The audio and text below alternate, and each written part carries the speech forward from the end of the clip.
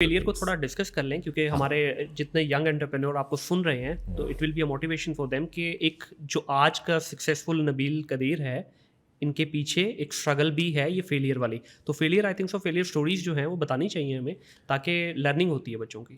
دیکھیں آج بھی اگر میں کہوں نا میری آپ کو ایواتار اگر آپ جب میرا دیکھتے ہیں نبیل قدیر کا آپ کو 2-3-4 چیزیں لگتی ہیں جو کہ مجھے آئیڈینٹیفائی ہوتی ہیں میرے ساتھ. صحیح. ایک وہ پلان 9 ہو گیا, ایک آئیڈیا کروڑوں کا ہو گیا, جی مے بی 1-2 چھوٹے چھوٹے گورنمنٹ کے پروگرامس تھے ای روزگار کا ہو گیا, یا پھر کچھ چیزیں کامیاب جوان نے تھوڑا کنٹریبیوٹ کر دیا وہ ٹھیک ہو گیا.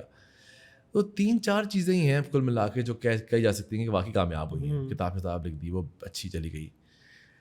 لیکن آپ یقین کریں کہ اگر آپ میرے پاس آ کے بیٹھے نا اور میرے گھر آ کے بیٹھے تو میں آپ کو نا ایسے پیچھے مڑ کے دکھاتا ہوں ناکامیوں کی لسٹ.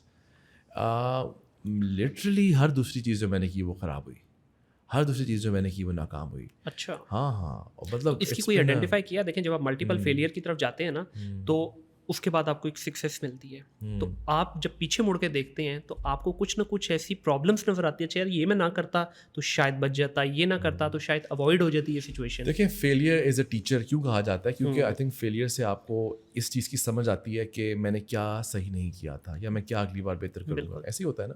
تو میرا ماننا یہ ہے زندگی ایک سائن کرو ہے. اگر آپ سائن کرو دیکھیں تو سائن کرو کا ایک کریسٹ اینڈ ٹرف ہوتی ہے, اوپر اینڈ ڈپ اینڈ دین اوپر اینڈ ڈپ.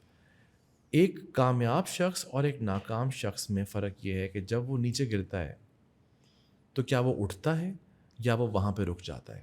جو رک جاتا ہے وہ ناکامی کی لپیٹ میں آ جاتا ہے. لیکن جو واپس اٹھتا ہے, جس کے اندر پرسیویرنس ہوتی ہے, جس کے اندر ریزیلینس ہوتی ہے, جس کے اندر نان گیونگ اپ ایٹیٹیوڈ ہوتا ہے, وہ شخص عام طور پہ مرد یا عورت کامیابی اس کے پیچھے پیچھے بھاگتی ہے. تو کبھی نہ کبھی تو کامیابی آتی ہے. I have learnt a lot from my failures. My failures are many. جہاں میں نے ایک طرف آپ سے کہا نا کہ میں بڑے پریولیج سسٹم سے تھا یہ وہ, تو ایسا فیز بھی آیا جہاں وہ پریولیج چلی گئی. صحیح. اور اس پریولیج کو پھر خود بنانا پڑا اپنے ہاتھوں سے, اور بنایا الحمدللہ. لیکن اس میں جو سب سے زیادہ بڑا رول پلے کیا وہ میرے اس یقین نے کیا جو یقین مجھے اللہ میں اس وقت ڈیولپ ہوا.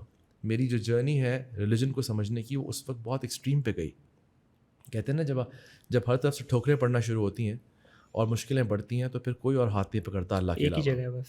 تو پھر آپ جب اس کے سامنے جھک جاتے ہیں تو پھر وہ تھوڑے عرصے کے بعد آپ کو کسی کے سامنے جھکنے نہیں دیتا. سن لیتا ہے آپ کی. تو وہ چیز آئی تھنک میری زندگی کا ایک بہت بڑا لرننگ تھا کہ سب سے پہلے بفور آئی ٹیل یو کہ فیلئر سے بچنے کے طریقے کیا ہیں, میں سائنس دانی دکھاؤں اپنی, میں آپ کو پہلے بتا دوں کہ اگر اللہ تعالیٰ نہیں ہوں, اگر اللہ تعالیٰ کا آپ کے ساتھ تعلق نہیں ہے, اگر اس کی برکت و رحمت آپ کے ساتھ نہیں ہے, تو آپ ایک تھوڑی دیر کے سکسیس ہوتے ہیں, تھوڑی دیر کی 4 دن کی چاندنی ہوتی ہے, اس کے بعد ختم ہو جاتا ہے سارا کچھ.